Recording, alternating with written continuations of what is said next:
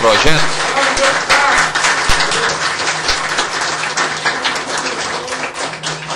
Dizer que...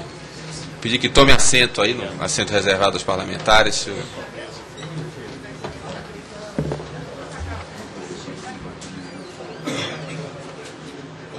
Posso continuar? Espera aí que me trouxeram um documento para eu assinar aqui. Obrigado, meu cara. Então, o que levou... Tudo bem, Natália? Como vai? Muito prazer revê-lo. O que levou a Comissão de Anistia a compreender que os cabos licenciados pela Portaria 1104 têm direito à reparação? A nossa reflexão se deu em 3 níveis. Do ponto de vista legislativo. Nós queríamos saber se o Congresso Nacional, ao aprovar a Lei 10.559, lá em 2001, especialmente quando o presidente Fernando Henrique encaminha a medida provisória regulamentando o artigo 8º da Constituição, se os nossos legisladores, se os nossos parlamentares tiveram a intenção explícita, naquele momento de produção legislativa, de assegurar essas anistias. Então essa foi uma primeira pesquisa que a comissão fez, porque ela não queria se afastar, evidentemente, da vontade do nosso legislador em torno dessa questão histórica. Em segundo lugar, a comissão de anistia, como não poderia deixar de ser, procurou fundamentos históricos. Ela foi atrás de especialistas na historiografia brasileira, em matéria de repressão e ditadura militar, para que eles pudessem nos dizer se a edição da Portaria 1104 estava ou não envolta a um ambiente de perseguição política, porque, afinal de contas, nós só podemos hoje anistiar, se trata de uma anistia política, né, aqueles casos eivados de motivação política. Em terceiro lugar, nós preocupamos-nos em não nos afastarmos das compreensões que o Poder Judiciário brasileiro já havia formulado em torno da interpretação e em torno do reconhecimento do direito dos cabos da FAB em serem anistiados. Então, do ponto de vista legislativo, qual foi a pesquisa que nós fizemos?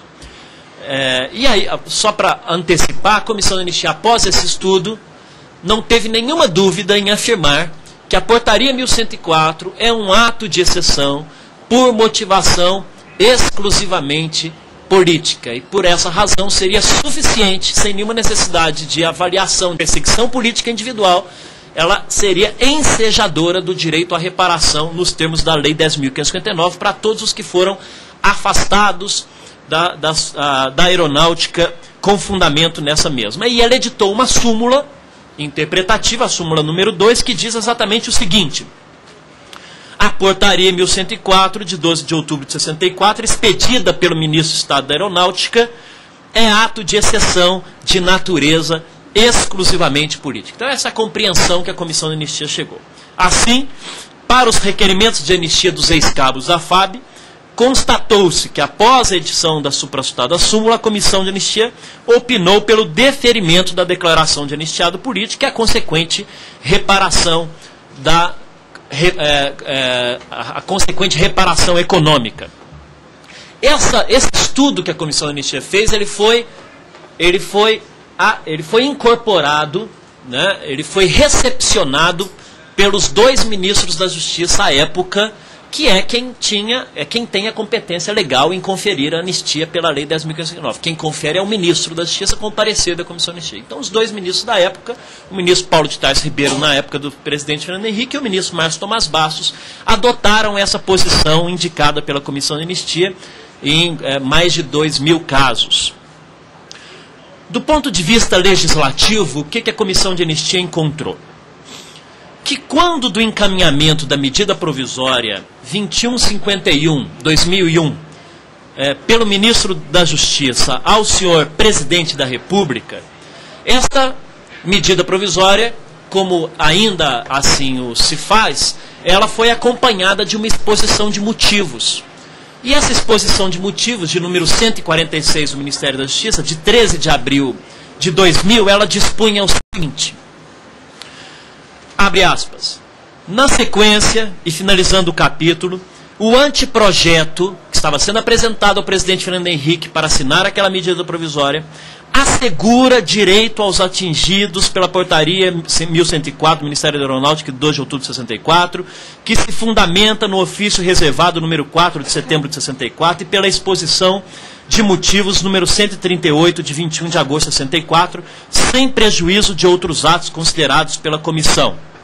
A reparação em prestação permanente continuada é assegurada aos anistiados políticos demitidos, licenciados, desligados, expulsos ou de qualquer forma compelidos ao afastamento de suas atividades remuneradas, e de forma explícita, e pela portaria 1104 de 12 de outubro de 64. Então, na exposição de motivos ensejadora da medida provisória estava escrita de forma clara que aquela lei 10.559, no inciso que ela previa a possibilidade de anistia em caso de licenciamento, ali estava inserido um dos motivos uma das razões que motivaram a inserção daquele dispositivo na lei era exatamente o licenciamento na portaria 1104.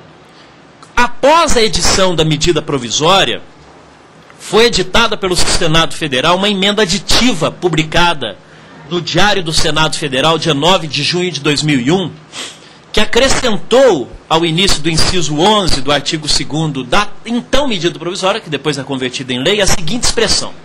A expressão licenciados. Porque o inciso dizia apenas o seguinte, na medida provisória. São declarados anistiados políticos aquele que no período de 18 de setembro de 46 a 5 de outubro de 88, por motivações exclusivamente políticas, foram, dois pontos. Inciso 11, estava escrito, desligados, expulsos ou de qualquer forma compelidos ao afastamento de suas atividades remuneradas, ainda que com fundamento na legislação comum ou decorrentes de expedientes oficiais sigilosos. E foi inserido, foi acrescentado, quando da conversão da medida provisória em lei, a expressão licenciados. E o texto passou a vigorar. Desligados, vírgula, licenciados, expulsos ou de qualquer forma, etc. E o que estava escrito na justificativa legislativa para essa inserção?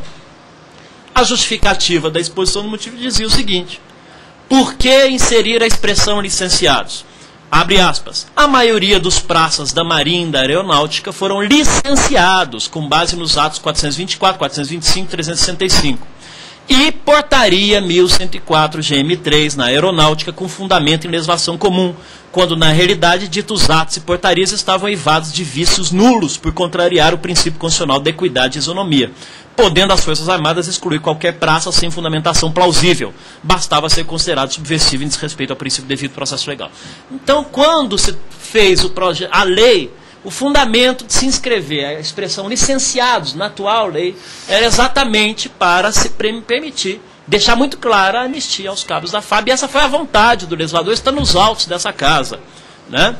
Destarte a lei 10.559, manteve, portanto, a expressão licenciados, inseriu a expressão licenciados. Portanto, o rigor, o esforço para se demonstrar o direito a que fazem jus os cabos da FAB atingidos pela portaria 1104, a priori nem precisaria ser tão complexo, né, em razão dos princípios e objetivos que fundamentaram essa legislação.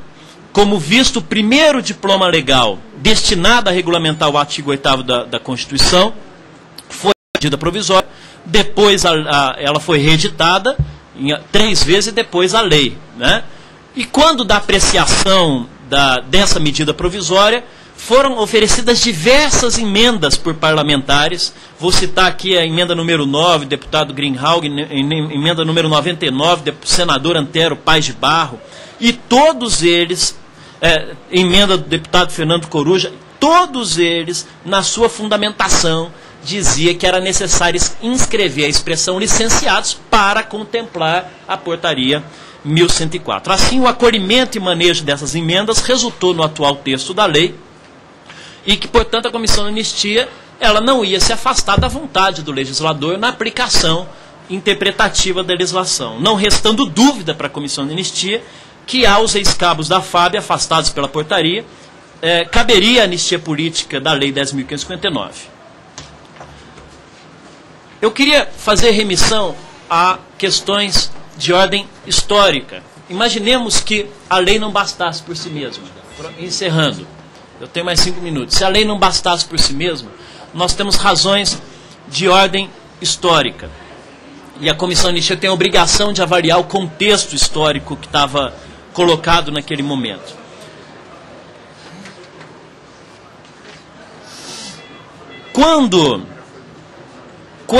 Quando a aeronáutica ela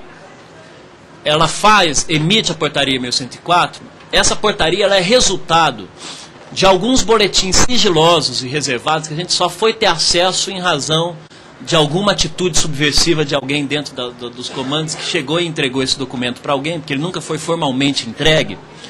Esses documentos, esses boletins reservados, eles falavam explicitamente sobre o problema dos cabos. O problema que a situação dos cabos, que até então estavam se organizando politicamente,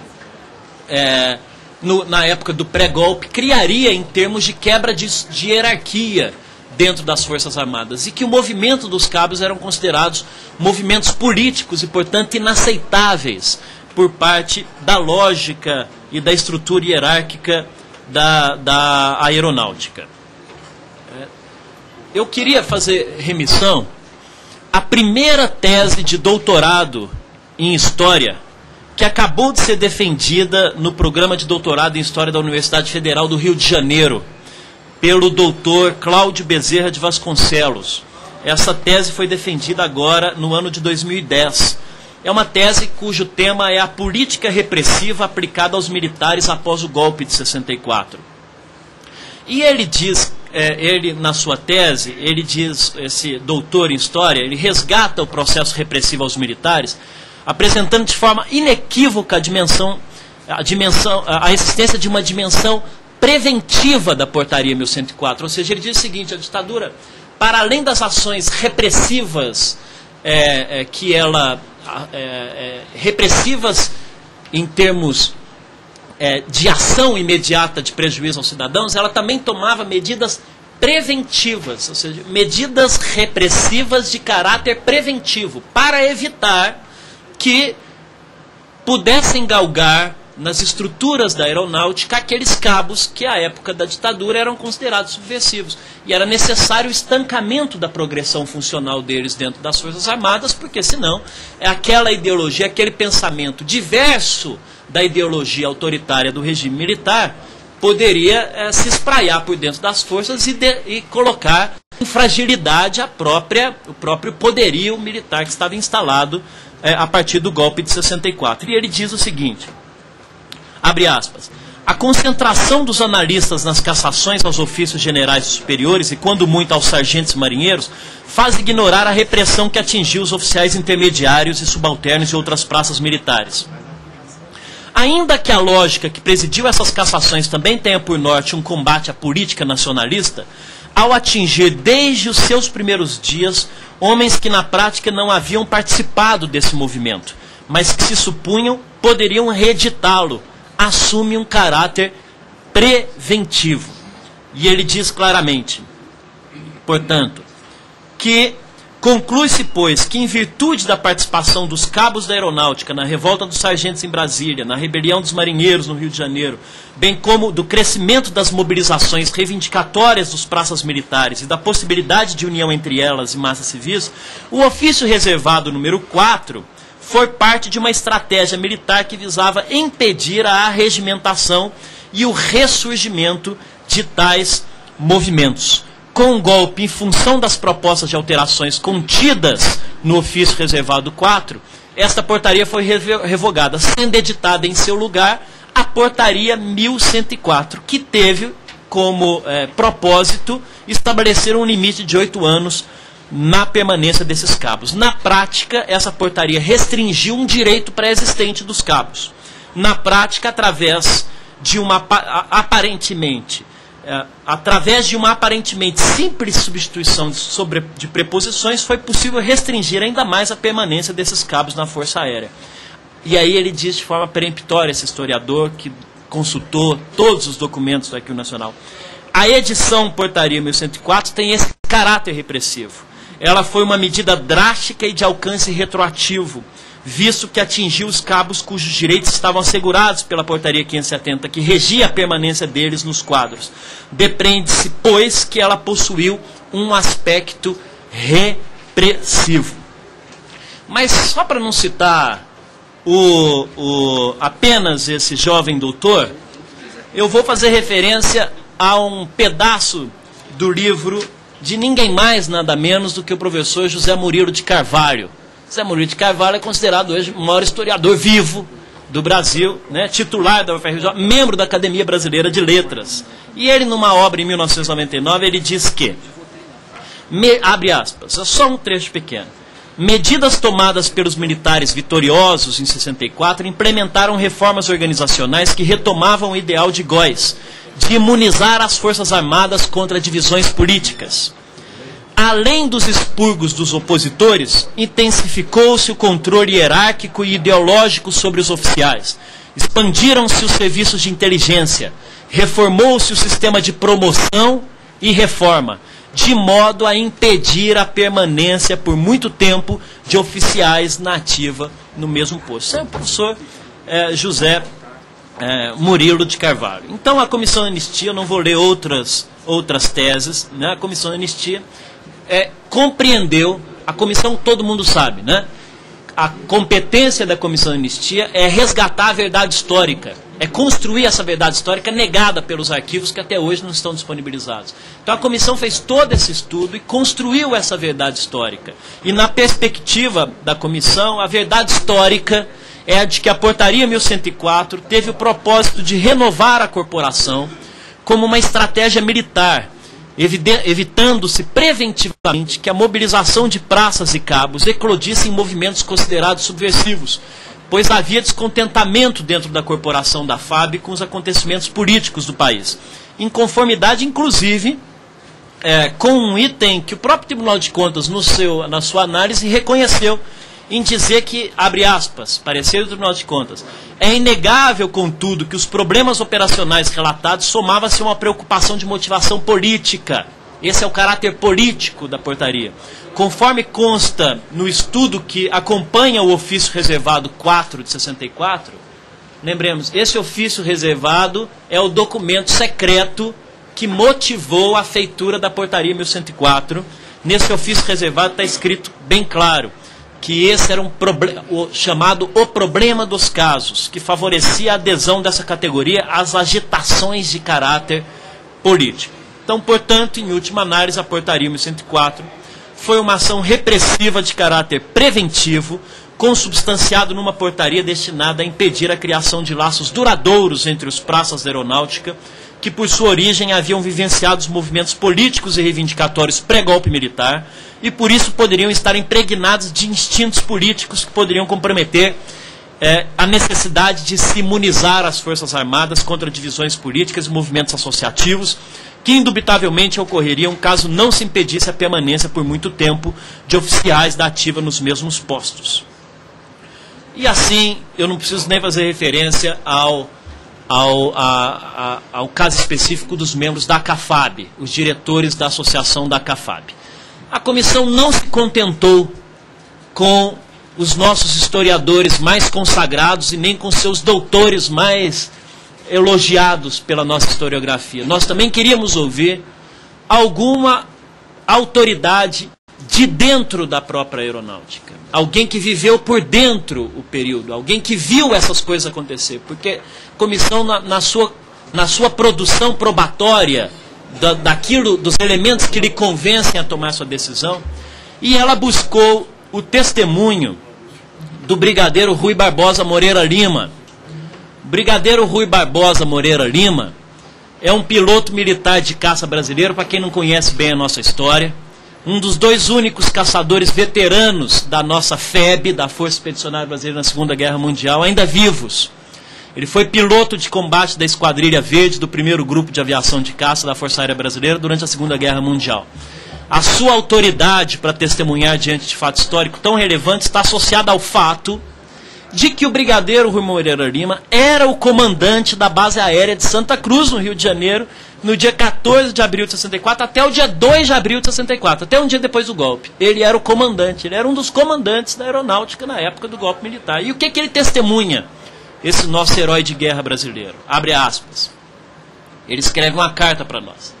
Tomo a liberdade de dirigir-me a vossas senhorias como testemunha voluntária, visando a bem da justiça, citar alguns fatos que antecederam a 31 de março. É um depoimento de um militar da aeronáutica. Diretamente ligados à Associação dos Cabos, que, ao meu juízo, promoveram em menor escala as manifestações de natureza política semelhantes às promovidas pela Associação dos Marinheiros e Fuzileiros Navais. Justamente por se envolverem nesses tipos de manifestações. A Revolução de 31 de março, ele chama de revolução, os puniu drasticamente e sem direito de defesa, com prisões seguidas de exclusões e desligamentos, mascarando a punição que deveria ser imposta através de atos revolucionários de exceção em simples punições administrativas.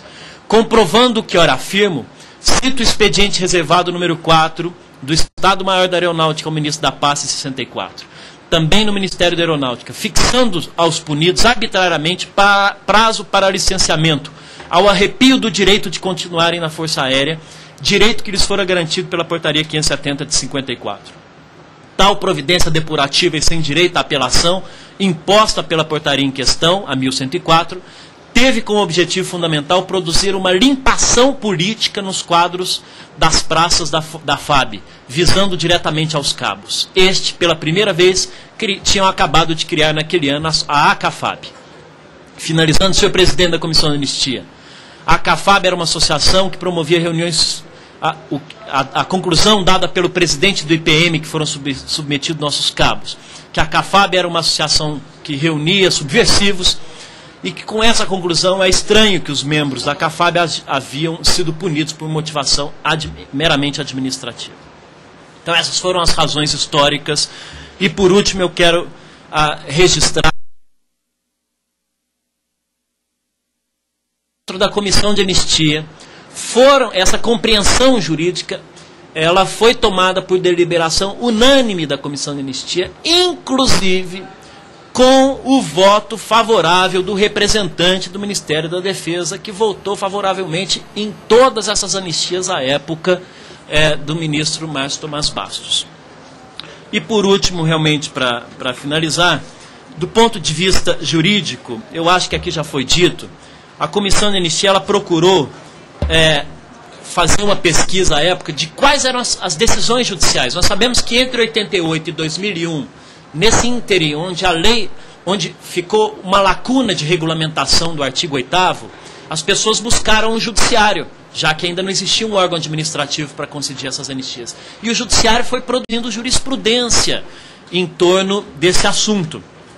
E na época da decisão da Comissão de Anistia, existia uma decisão da 3ª turma do Tribunal Regional Federal da 5ª Região, que dizia, que declarava oficialmente a Portaria 1104 como um ato de exceção, de motivação essencialmente político, o licenciamento no serviço ativo da aeronáutica em face da sua participação na ACAFAB. Isso na apelação civil 72.507. Depois, esse mesmo juiz, José Maria Lucena, no seu voto relativo a um ex-cabo, ele diz que o ato de exceção foi induvidosamente o que impingiu a penalidade em causa. A Portaria 1104 editou o Ministério da Aeronáutica para punir as praças envolvidas. Num outro processo, a Procuradora Regional da República, Eliana de Albuquerque Oliveira, no ano 2000, disse claramente: se trata de punição fundada em ato de exceção, ato representado na Portaria 1104. Depois, o nosso próprio Supremo Tribunal Federal, o STJ também tem jurisprudência, o Supremo Tribunal Federal também declarou, e isso de um modo um pouco mais enfático, a seguinte decisão. Ainda vou fazer referência ao mandato de segurança do Subprocurador-Geral da República, Wagner de Castro Matias Neto. ele abre aspas, no Mandado de Segurança 25.581 do Distrito Federal. O caráter de exceção do ato administrativo foi reconhecido apenas, e aqui ele faz essa restrição, aos que já estavam na ativa quando editava a portaria. Eis que, ao determinar o licenciamento obrigatório por cumprimento do lapso temporal, impedia a aquisição de estabilidade. O ministro Eros Roberto Grau, no Mandado de Segurança 25.988, também afirma o caráter de exceção da portaria 1104, com a ressalva de que somente para aqueles que ingressaram antes da sua edição. Então, meus caros, não me parece que o ministro Marco Aurélio também no Mandado de Segurança, ministro Menezes Direito, do mesmo modo, ministro Dias Toffoli, todos afirmando o caráter de exceção da portaria 1104, só que, porém, apenas para aqueles que ingressaram na força antes da sua edição. Então, foi por esses três motivos, o outro expositor já fez referência ao voto do ministro Nelson Jobim, né, que diz claramente que, na sua visão, a portaria 1104 era um ato de exceção mascarado de ato administrativo, de forma explícita. A Comissão de Anistia, então, de forma muito serena, fundada por razões de ordem legislativa, razões de ordem histórica e razões de ordem jurídica, compreendeu que, para aqueles que ingressaram anteriormente à sua edição, a portaria é ato de exceção. E a Lei 10.559, ela diz expressamente que são declarados, artigo 2º da Lei 10, são declarados anistiados políticos aqueles que no período de 46 a 88, por motivação política, foram, atingidos por atos de exceção na plena abrangência do termo. Então foi por essas razões que a comissão tomou a sua decisão. Ressalto novamente, é uma questão que, exatamente por esse tipo de controvérsia jurídica em torno da interpretação da lei, tem gerado um processo até de anulação de anistias concedidas. Nesse instante, há uma portaria interministerial do Ministério da Justiça com a Advocacia Geral da União, entendendo da necessidade, com uma compreensão jurídica diversa, entendendo da necessidade de elas serem anuladas, e que esse projeto de lei poderia, de forma terminativa, resolver a questão, se esse for o entendimento desse Poder Legislativo. Muito obrigado. Concluída a